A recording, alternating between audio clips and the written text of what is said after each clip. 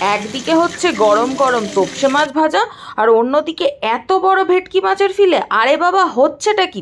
আহা, কিছুই হচ্ছে না। একটু মাছ বাজারে গেছিল কর্তামশাই, উইকেন্ড ছিল বলে একটু ফ্রেশ তোপসে মাছ পেয়ে একটু ফ্রাই করা হবে তোপসে মাছ, আর একদিকে হবে চিলি ফিশ। তো কর্তামশাই বাজার থেকে এসেই বলল, আমি তোকে টাটকা তোপসে মাছটা ভেজে দিই, খা, আর এদিকে চিলি ফিশটা তুই কর। বলেই সে নিজেই চিলি ফিশটা ম্যারিনেট করে দিল, আর তোপসে মাছটাকেও ম্যারিনেট করে ব্যাটার দিয়ে ভেজে ফেললো। আর এই তোপসে মাছ আমি একটা নয়, একবারে 3-4টে খেয়ে উড়িয়ে দিতে পারি, জাস্ট এতটাই ভালো লাগে।